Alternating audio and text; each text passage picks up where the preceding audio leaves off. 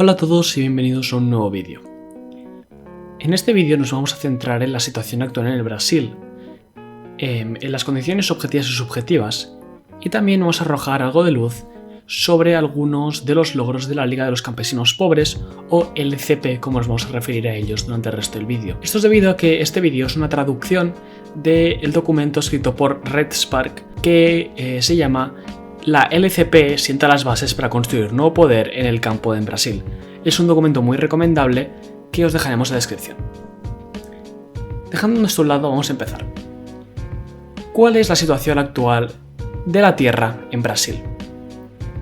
Para poder responder esta pregunta correctamente, tenemos que primero hacernos otra pregunta, que es ¿a quién exactamente le pertenece la tierra de Brasil? Desde la colonización del Brasil en 1500 hasta la independencia política formal de 1822, la tierra en Brasil fue propiedad del rey portugués, que concedió a algunas familias nobles el derecho a ocuparla y explotarla. La independencia convirtió esas concesiones en derechos legales de propiedad y el gobernante del nuevo imperio de Brasil tuvo autoridad para distribuir la tierra. La más tarde proclamación de la República en 1889 no cambió la propiedad ni la forma de distribuir esas tierras. Hasta ahora, a pesar de las promesas de varios presidentes, no ha habido ninguna reforma que cambie esta situación. Eso significa que la mayor parte de la propiedad de la tierra de Brasil es producto de una división feudal de la época colonial, no en función de las necesidades del pueblo, sino en función de la amistad con la corona. Eso significa que Brasil se puede categorizar como un país semifeudal, donde hasta el día de hoy sigue existiendo un sistema de propiedad feudalista en el campo.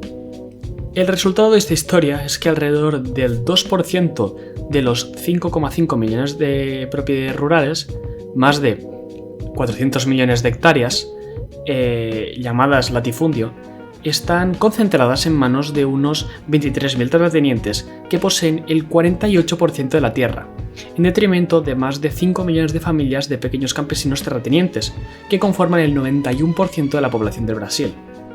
Este grupo solo posee el 20% de las tierras, o 80 millones de hectáreas. Los campesinos terratenientes poseen propiedades de un máximo de 100 hectáreas, y la gran mayoría tienen como máximo 40 hectáreas. El 8% que representan la mediana propiedad poseen entre 100 a 900 hectáreas y disponen del 32 o 12 millones de hectáreas. Luego, 5 millones de familias campesinas no tienen nada de tierra. Esta concentración de la tierra se considera una de las más desiguales en todo el mundo y no ha hecho más que acelerarse desde el régimen de Lula con la aprobación de la Terra Legal, que transfirió más de 150 millones de hectáreas de tierras públicas a los terratenientes de nuevo. A través de un proceso de privatización, esto ha generado el concepto de sin tierra. Este concepto se utiliza a menudo en Brasil para describir la situación en la que muchos campesinos viven y cultivan tierras, llamadas paseiros, a veces durante décadas o siglos, que pertenecen legalmente al latifundio o son tierras públicas. Más preocupados por el concepto de legalidad que por la realidad material, los oportunistas los clasifican de sin tierra porque no tienen títulos legales de propiedad. Los revolucionarios llaman simplemente a esta población campesinos pobres, una descripción de clase que se basa en las pequeñas parcelas de tierra que cultivan o trabajan en las tierras de los terratenientes o a través de diversas formas semifeudales de arrendamiento. ¿Existen entonces campesinos sin tierra en el Brasil? Sí, hay campesinos que no tienen tierra que cultivar, razón por la cual la Liga de los Campesinos Pobres, o LCP, organiza confesiones de tierras en todo el país. Sin embargo, una vez que un campesino cultiva, aunque sea una hectárea de tierra, el término sin tierra no refleja la realidad.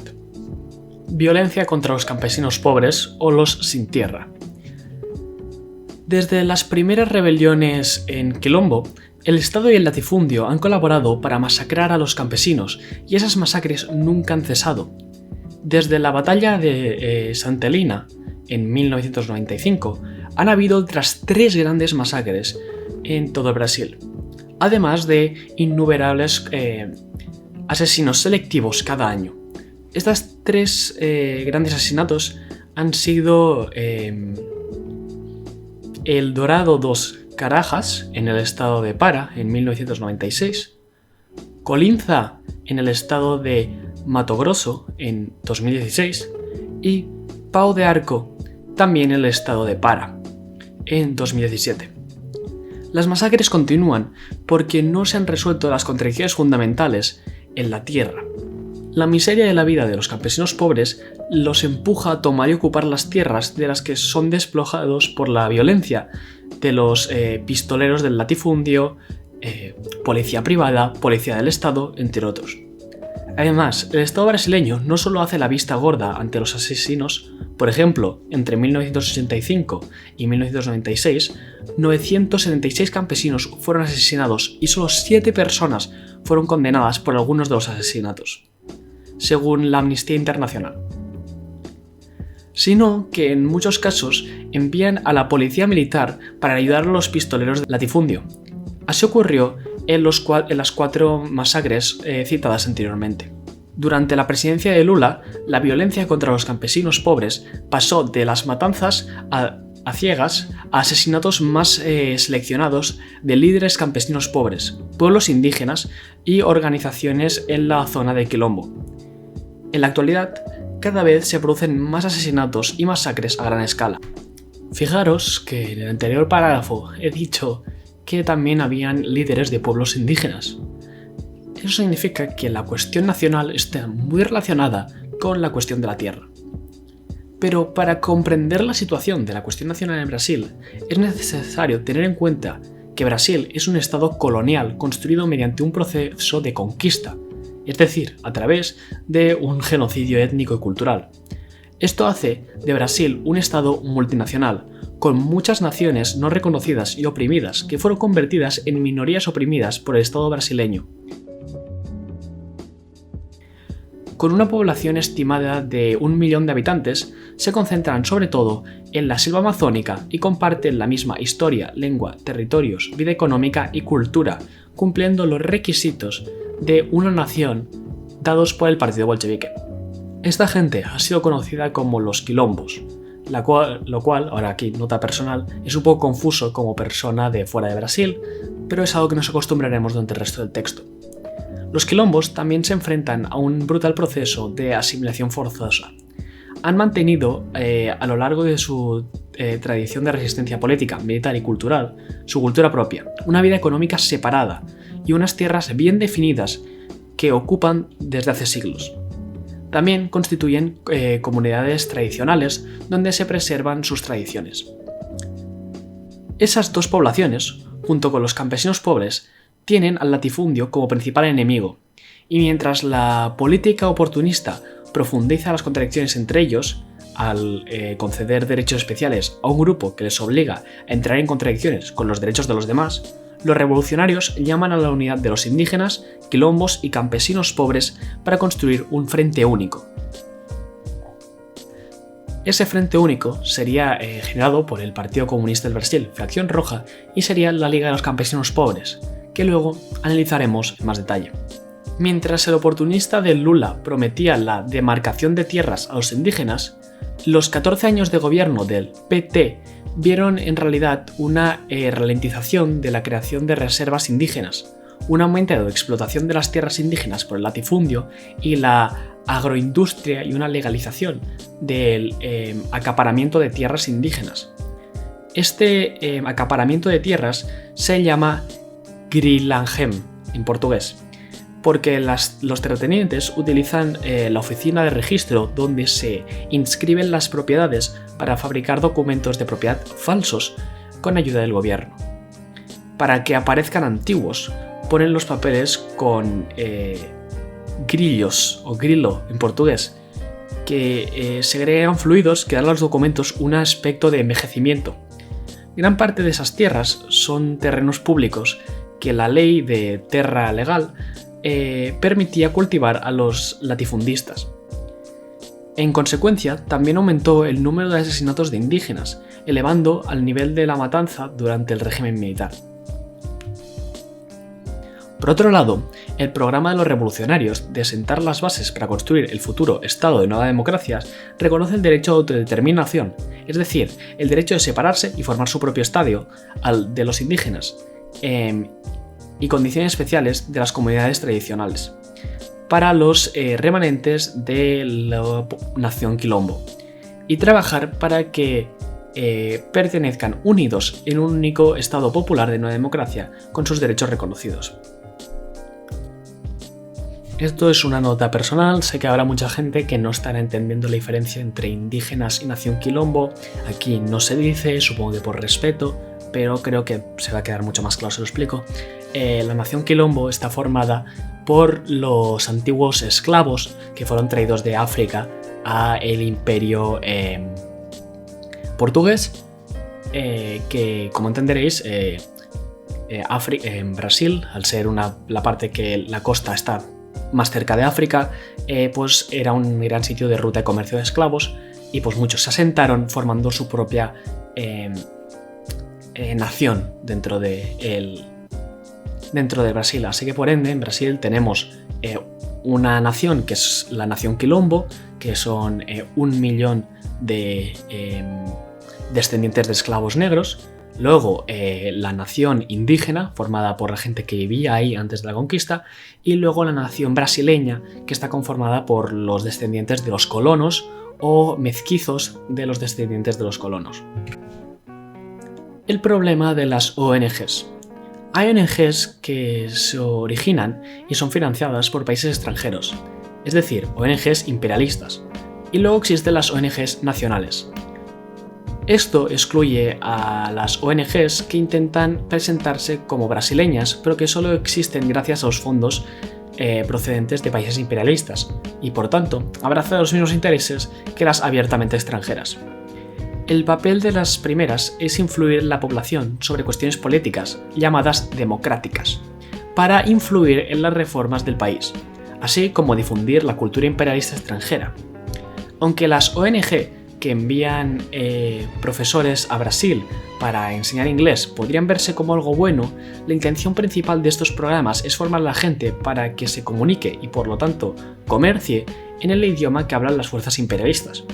En este contexto, no es de extrañar que el 85% de presupuestos estadounidenses de ayuda exterior se destinen a estas ONGs de educación.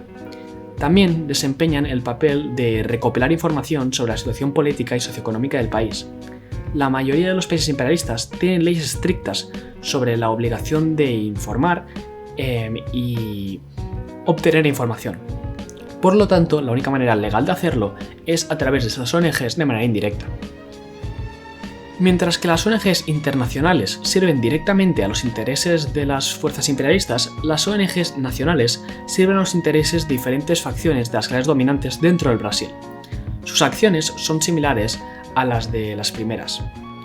Ambos tipos de ONGs se dirigen a grupos oprimidos como a los indígenas, las mujeres, los homosexuales, los fables, los campesinos pobres, bajo diferentes pretextos como la defensa de la selva amazónica, la igualdad de género, el derecho a la salud, el derecho LGBT. Las tácticas que utilizan para apaciguar la ira de la gente contra este semicolonialismo son prometer apoyo financiero o corromper a algunos de los líderes comunitarios para que sigan su línea.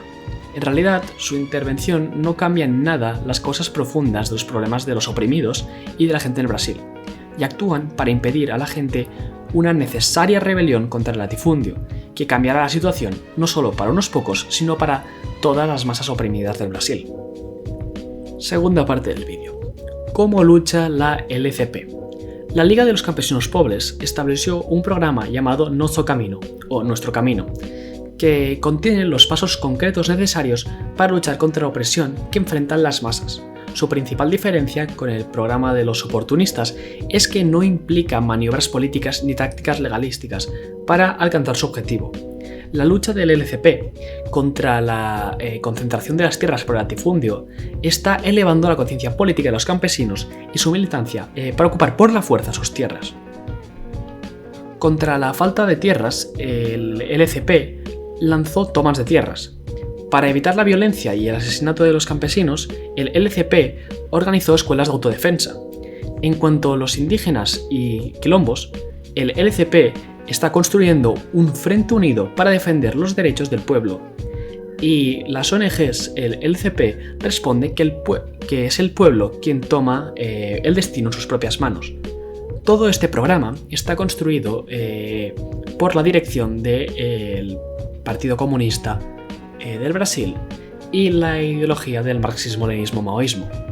De la toma de tierras a la colectivización. Desde que se sembró la semilla de la ocupación de Santa Helena, los revolucionarios se han distinguido de los oportunistas, demostrando que no esperarán a que el Estado corrupto o los imperialistas resuelvan el problema de la tierra. La toma y ocupación de tierras, iniciada en muchas partes del país, continúa hoy.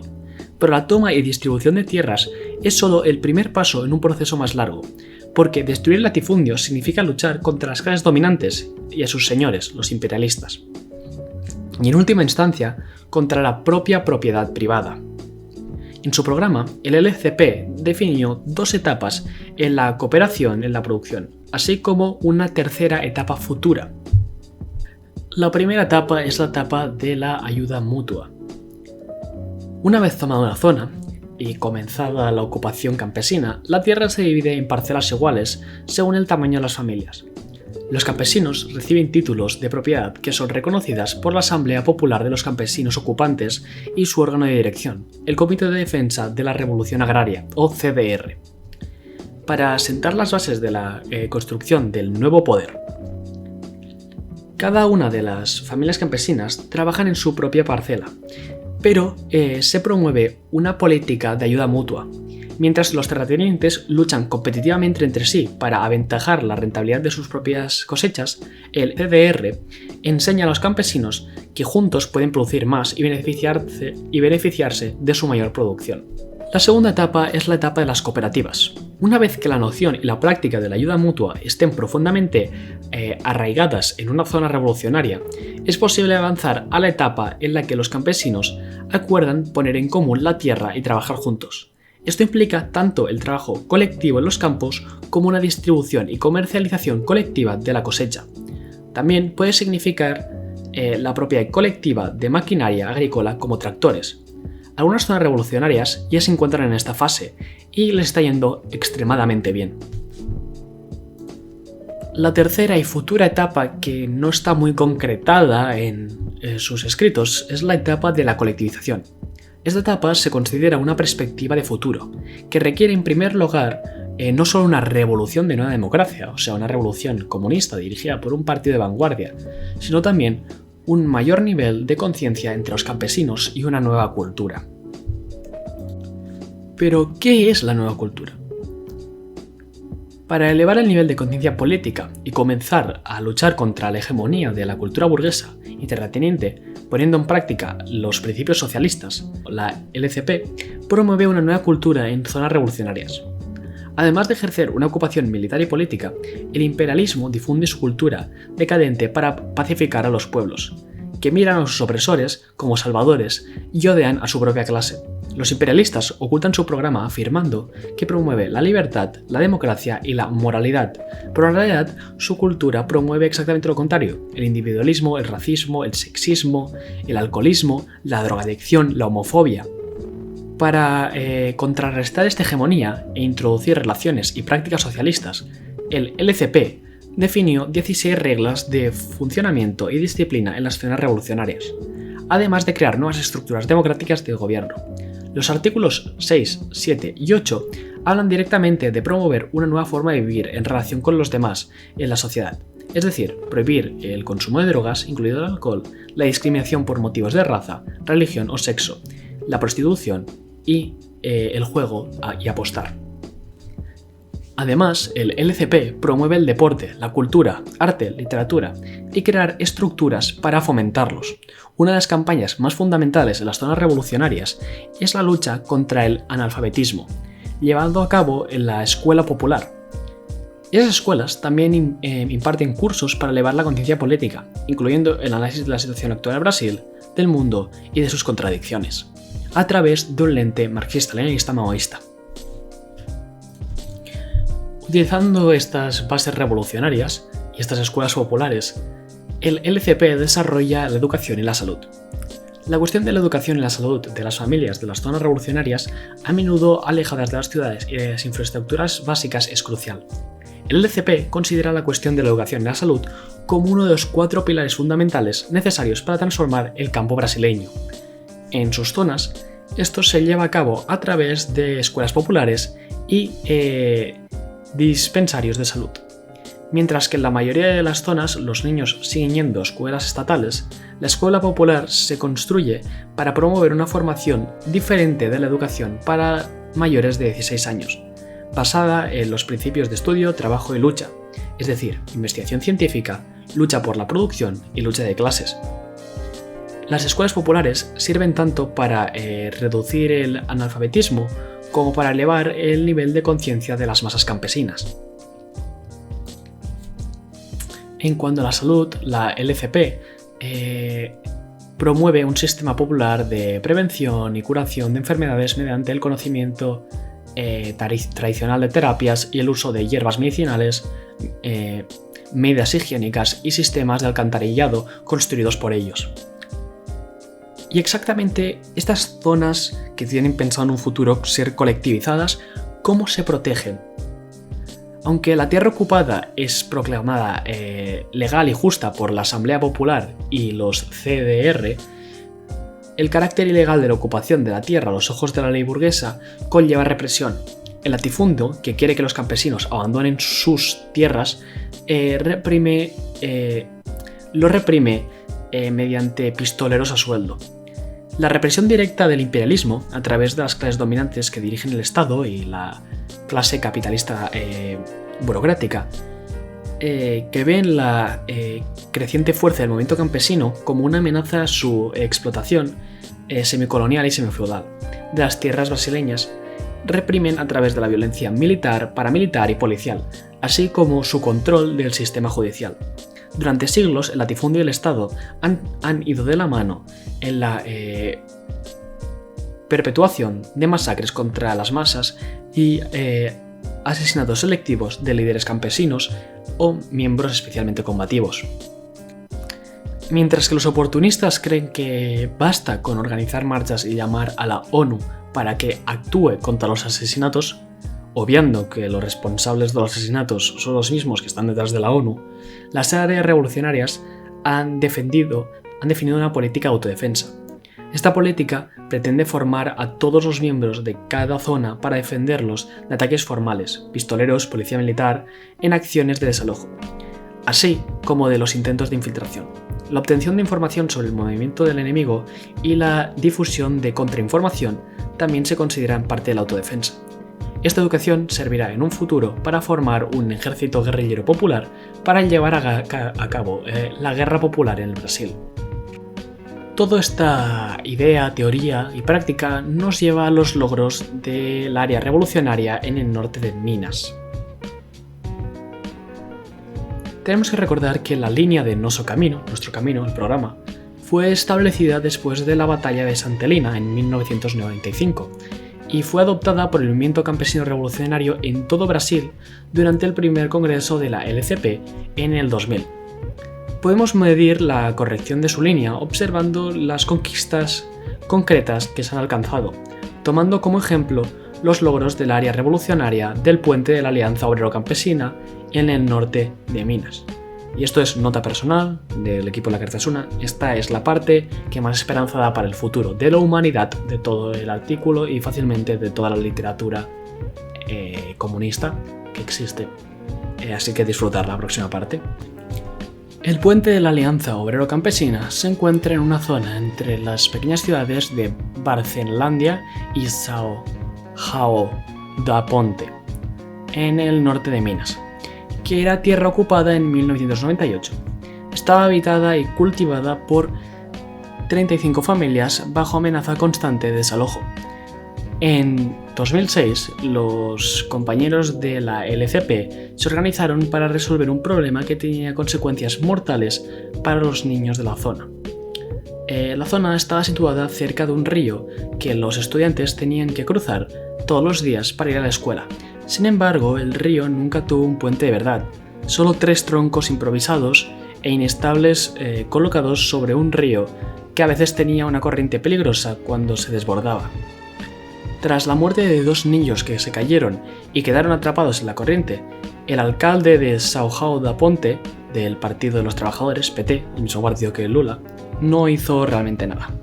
El municipio donde se encontraba el pueblo más cercano a la escuela pronunció numerosos discursos durante su campaña electoral prometiendo construir un puente, como habían hecho los alcaldes anteriores durante décadas. Los campesinos votaron entusiasmados por él, pero una vez elegido sus promesas resultaron vacías. De repente, el proyecto era imposible porque era demasiado caro, con un coste estimado de 100.000 reales, y la delegación de campesinos que acudió al ayuntamiento para protestar por su decisión ni siquiera se le concedió una reunión. Los campesinos de la zona comprendieron que a través de este proceso la intervención estatal no iba a resolver su problema y que tenían que solucionarlo con sus propios esfuerzos. Sin embargo, aunque los campesinos eran hombres y mujeres muy trabajadores, no tenían el conocimiento técnico necesario para construir un puente, cómo diseñarlo, qué materiales utilizar y qué presión debía resistir. Eran preguntas para las que no tenían una respuesta segura. En ese momento, la consigna de unidad de obreros y campesinos se convirtió en algo más que palabras, sino en una necesidad real. No podrían construir ese puente sin la colaboración de los obreros. Una vez hechos los planos por un grupo de estudiantes combativos que estudiaban en ingeniería civil, se volvió a la cuestión del material. Los campesinos fueron unánimes. El alcalde lo había prometido, así que le harían cumplir su promesa. Las continuas manifestaciones ante el ayuntamiento obligaron al alcalde, poco dispuesto, a liberar los materiales necesarios. Desde el principio hasta el final de la construcción, no se pagó a nadie por su trabajo. Los campesinos de la zona, que entonces se llamaba Paraterra 1, y de otras zonas circundantes, así como trabajadores del sindicato de Mareta, sindicato de trabajadores de construcción civil de la capital del estado de Minas Gerais, y de base la Liga de los Trabajadores y de otras ciudades acudían diariamente a participar en la construcción como acción colectiva y voluntaria. Esto exigía mucha determinación y un alto nivel de conciencia política, ya que los campesinos seguían trabajando en el campo y los obreros en las obras, 2 trabajos agotadores. Desde el principio, las mujeres de la zona se unieron a la construcción, afirmando que su papel no consistía únicamente en cocinar y limpiar, sino también en participar en la construcción. Se tomó una decisión colectiva para que cada semana hubiera un día solo para mujeres en la obra, solicitado por ellas. También se instituyó un día solo para jóvenes, para así movilizar a las juventudes combativas. A medida que avanzaba la construcción, algunos de los campesinos más escépticos empezaron a darse cuenta de que el puente se iba a construir sin el trabajo de nadie más que los propios campesinos y obreros.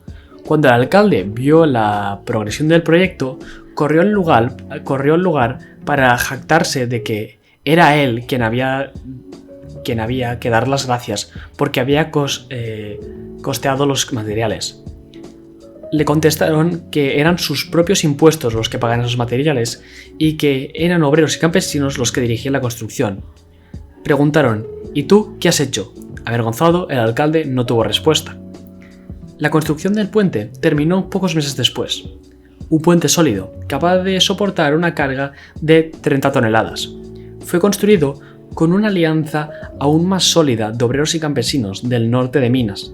Durante su inauguración, el 9 de diciembre de 2006, los camaradas estimaron que la suma de jornadas de trabajo de los numerosos participantes requeriría unos 1.800 días de trabajo voluntario. La Asamblea Popular de la zona decidió llamarlo Puente de la Alianza Obrero-Campesina, reflejando a los verdaderos protagonistas de su construcción, haciendo una placa conmemorativa del duro trabajo de más de 80 mujeres y 300 hombres que participaron en su construcción. Un dirigente del LCP proclamó que nunca más iban a votar. Una semana después de la inauguración, el alcalde llegó al puente para hacer su propia toma de posesión. Nadie asistió a la inauguración. También colocó placas conmemorativas, pero lo que estaba escrito en ellas sigue siendo un misterio, ya que al día siguiente desaparecieron en el río, destruidas por los propios vecinos. A través de este proceso, los campesinos pudieron ver concretamente cómo no podrían cambiar el campo del Brasil sin los trabajadores, del mismo modo que los trabajadores comprendieron que la clave para el cambio sustantivo de sus condiciones era la lucha campesina por la tierra y la destrucción del latifundio. Un oasis en un desierto. La región del norte de Minas se considera un clima de sabana tropical con verano seco, lo que significa estaciones húmedas durante 6-7 meses y estaciones secas durante 3 a 5 meses. Es un clima cálido en todas las épocas del año, con un suelo fértil que produce abundantes cosechas siempre que reciban agua. Pero con el cambio climático, la región tiene estaciones secas cada vez más largas. Muchos campesinos han tenido que abandonar sus tierras porque las prolongadas sequías han tenido consecuencias destructivas para su capacidad de producir cultivos autosuficientes. Sin un costoso sistema de riego como el que tiene el latifundio y la empresa agroindustrial, la producción anual es propensa a devastadoras malas cosechas. Pero los campesinos de las zonas del puente de la Alianza Obrera Campesina aprendieron con la construcción del puente que podían hacer algo más que esperar pasivamente a que ocurriera lo peor. Una vez más, fue la Alianza Obrero Campesina la que permitió hacer que los oportunistas vieran como demasiado ambicioso y demasiado costoso no era un problema real. El coste del sistema de riego era mucho menor si se dividía entre las 35 familias de la zona. Pero surgió otra cuestión: ¿cómo iban a instalar un sistema de riego centralizado cuando cada familia tenía sus diferentes parcelas de tierra lejos unas de otras? Esta cuestión ayudó a los campesinos a comprender la necesidad de juntar algunas de sus parcelas y cultivarlas colectivamente. Se reservó una superficie de 30 hectáreas para el campo colectivo y las obras de instalación del sistema de riego, diseñadas por sus compañeros de la Liga Obrera, finalizaron en 2011. Bajo el liderazgo de la LCP, se creó una cooperativa para ocuparse de los aspectos logísticos, como la compra de un tractor o otros materiales. En la actualidad se cultivan 16 de las 30 hectáreas y se está trabajando para que las 14 restantes sean cultivables. La producción y las cuotas que recibe cada familia se deciden colectivamente cada año y cada familia se encarga de trabajar con otras en determinadas parcelas. Aparte de las tierras colectivas, los campesinos siguen teniendo sus propias parcelas que utilizan para sus necesidades personales. Como objetivo futuro, los campesinos planean desarrollar un banco de grano para ser totalmente independientes en la gestión del grano.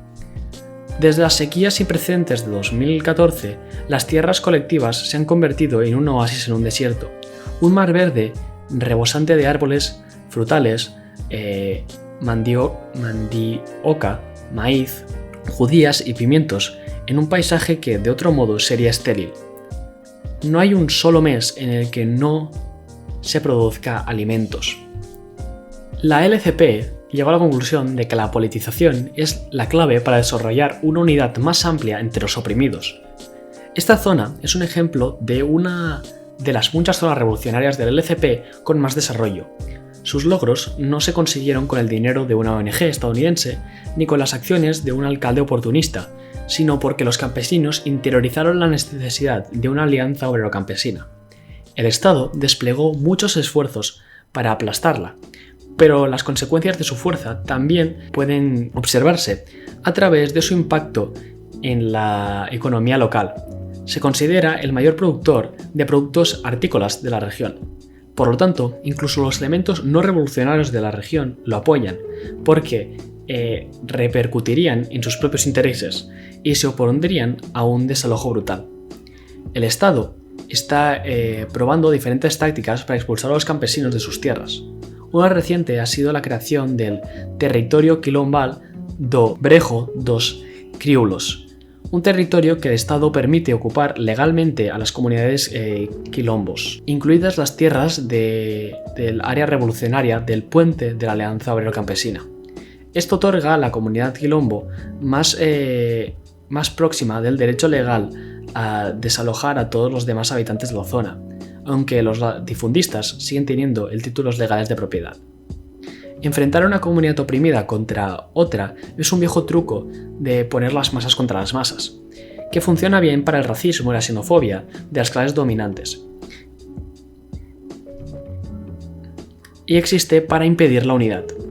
Aquí no funcionó, debido al nivel de conciencia de la comunidad, consecuencia del trabajo colectivo y la politización dada por las escuelas populares de la LCP, que resultó en una lucha de décadas contra la discriminación. Así, los quilombos y los campesinos de la región mantienen una estrecha relación, con bastante mestizaje.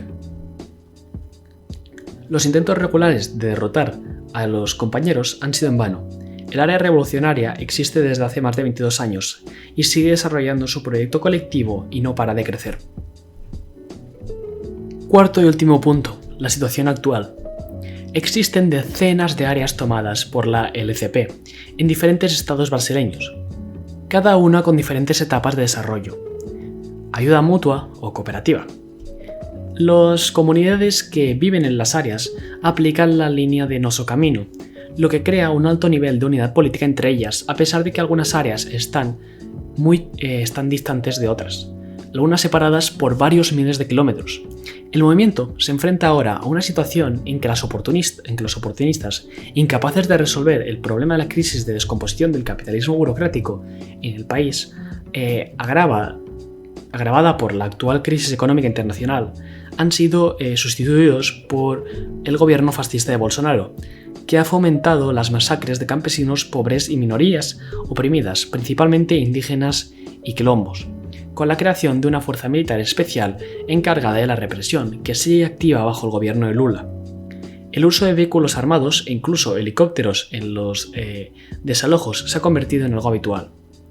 Contra el aumento de la brutalidad de los desalojos, la LCP aumenta el nivel de resistencia y busca una mayor unidad en todas las capas de las masas oprimidas, como los afectados por la minería, la construcción de prensas, el cultivo de bosques homogéneos o eucaliptos, incluyendo las masas obreras urbanas, para así poder construir las tres herramientas de la revolución.